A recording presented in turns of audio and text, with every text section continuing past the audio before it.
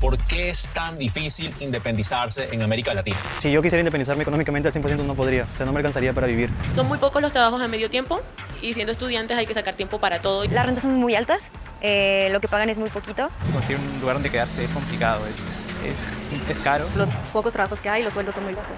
Parcialmente es falta de la cultura de independización. Hoy en día los trabajos están muy, demandados y muy mal pagados. Latinoamérica es una de las regiones donde los jóvenes más tardan en ser independientes. Según una encuesta muy difundida en internet, el promedio regional está en 28 años. En Chile y Colombia no se van de su casa hasta los 27. En Argentina y México hasta los 28. En Perú hasta los 29. Por ser independientes me refiero a que ya alguien puede pagarse su propio apartamento y vivir con su sueldo. Y en esto América Latina va mal. En Europa, el promedio está en 26 años. Los suecos llegan al camino a los 21, los alemanes a los 23 y los irlandeses a los 26. Pero el sur de Europa supera incluso a Latinoamérica. Españoles, italianos y griegos se quedan con sus padres hasta los 30. La diferencia entre los países con una emancipación temprana y los latinoamericanos parece obvia. Son países más desarrollados, con economías avanzadas y demás. Pero cuando vemos cada uno de los factores que llevan a que la emancipación llegue tarde, abrimos una caja de Pandora con un contenido que no es tan obvio. Es una cosa compleja, sin duda, y lo vamos a analizar con expertos y jóvenes que quieren irse de su casa, pero no pueden. El primer factor que hace que los latinos se independicen tan tarde no va a sorprender a nadie, y es que los salarios en Latinoamérica son bajísimos.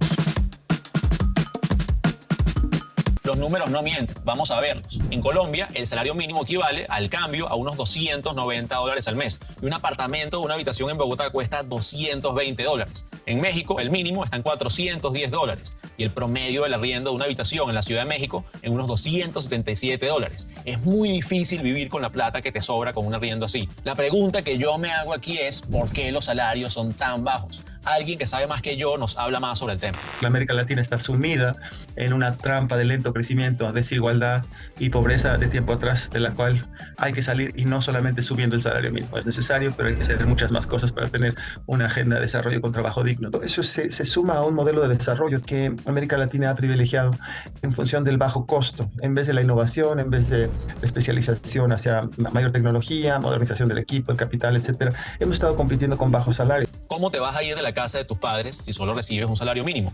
El hecho de que los salarios sean tan bajos contribuye a que Latinoamérica sea la región más desigual del planeta. El 50% de la población más pobre de la región solo tiene el 1% de las riquezas, mientras que el 10% más acaudalado acumula el 77% de estas riquezas. Brechas como estas no son nada nuevo y se transmiten de generación en generación. La decisión más importante que hace un latinoamericano en términos económicos es escoger a sus abuelos. Si tu abuelo es rico, o sea, un abuelo es rico, es muy difícil ser nieto pobre. Se puede, pero es muy difícil. Igualmente, si el abuelo es pobre, si está en la parte más baja de la distribución del ingreso, es muy difícil que el nieto sea rico. Entonces, cuando tienes desigualdad, naces en la desigualdad, vives en la desigualdad y mueres en la desigualdad. Hay otra razón por la que los jóvenes latinoamericanos ganan tan poco, y es que muchos trabajan informalmente, sin contrato ni sueldo fijo. Según la Organización Internacional del Trabajo, más de la mitad de los trabajadores de la región están en el mercado laboral informal. Los números empiezan con un 27% en Chile, en varios países superan el 50% y llegan hasta 81,5% en Bolivia. Además, números del Fondo de Población de las Naciones Unidas muestran que en el 2019 casi el 70% de los jóvenes entre 15 y 24 años tenían trabajos informales, y en algunos países eran 4 de cada 5 jóvenes. Un trabajo informal es un trabajo que no está regulado o protegido por el Estado. Aunque sirva para mantenerte mes a mes, no te da muchas de las herramientas necesarias para independizarte. Si quieres alquilar un apartamento, por lo general necesitas una garantía que el trabajo informal no te da. Si quieres un crédito para una vivienda, necesitas un contrato que un trabajo informal no te da. Son barreras enormes. Quizá por los bajos salarios te sale mejor ganar dinero por tu cuenta, pero no tienes ni garantías, ni vacaciones, ni seguro. Entonces, no hay suficientes trabajos formales para los jóvenes, o los que hay con frecuencia son muy mal pagados. Así que muchos arrancan su vida profesional con un empleo informal, y esto puede tener consecuencias a largo plazo. Lo que vemos es que es lo que llamamos en las trayectorias laborales un efecto cicatriz. Y esto quiere decir que la entrada al mercado laboral condiciona la vida laboral de unas personas. Entonces, una persona, un joven, entra al mercado laboral desde la informalidad, hay una muy alta probabilidad de que el joven o la persona joven permanezca en esa informalidad con consecuencias graves no solo en términos de salarios, menores ingresos, desde luego que sí, sino también en términos de calidad de empleo, una menor productividad, menor acceso a las instituciones laborales y a sus derechos como trabajador. Queda claro que la cosa no está fácil con los salarios latinos, pero hay otras razones por las que emanciparse en la región es tremendo reto. La educación.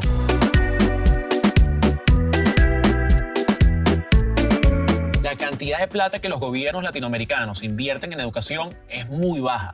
Eso dicen los números. Colombia y México, por ejemplo, están entre los 3 países de la OCDE, la Organización para la Cooperación y el Desarrollo Económicos, que menos dinero invierten ahí. Si miras el rendimiento, América Latina también queda muy mal. En la OCDE, México, Colombia y Costa Rica están en los últimos 3 puestos de habilidad lectora, matemáticas y ciencias naturales. Hay algo que no está funcionando. El 20% de los estudiantes más ricos en México tiene el mismo nivel de punteo en matemáticas que el 20% de estudiantes más pobres en Vietnam. Te puedes imaginar el rezago que estamos teniendo. Entonces es un gran drama la educación. Está dejando de ser el vehículo de igualdad social que debería haber sido. El 20% de los estudiantes más ricos en México tiene el mismo nivel de punteo en matemáticas que el 20% de estudiantes más pobres en Vietnam.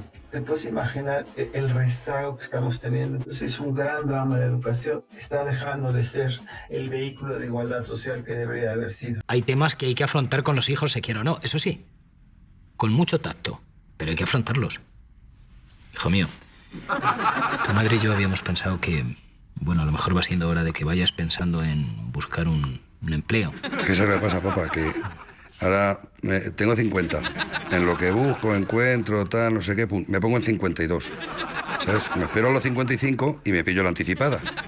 Es muy fuerte que mi hijo se jubile antes que yo. Una cosa es que los hijos se vayan tarde de casa y otra es esto. Un anciano ya, que es que tiene más años que nosotros. Hijo mío, sabemos que el mercado laboral está horrible. No te culpamos por eso. Pero por lo menos cuando te pregunte tu madre, ¿has hecho la cama?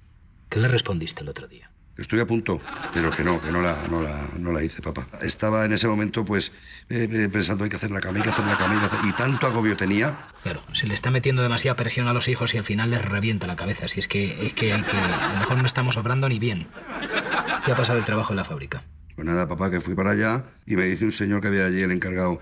Dice, mira, tienes que llevar estos sacos allá al camión. ¿Y cuántos hay? Dice, 47 sacos. Digo, esto no sé yo, papá. ¿Qué pesaban los sacos? 1,5 kilos. Estamos forzando a la juventud a pique de la hernia. ¿Y qué ha pasado del trabajo en el hotel? Pues nada, que había que ir todos los días, papá. Y digo, ¿pero no se libra aquí nada? Dice, sí, se libra 2 días. ¿Y cuándo se cobra? Dice, al mes. Digo, ¿cómo el mes? ¿Que tengo que estar un mes esperando a cobrar? ¿Y qué pasó del trabajo en la gestora? Pues nada, me decían que tenía que llegar allá a las 8 de la mañana. Y claro, digo, ¿ya qué hora salgo? Dice, a las 3 de la tarde. Digo, madre mía, eso es un salvajismo. Me dice, ya, pero desde las 3 de la tarde ya tienes toda la tarde libre. Digo, sí, pero cuando salgo a las 3 estoy que no me lamo. Estoy ya hecho polvo. Hay que reconocer que el mercado laboral está imposible.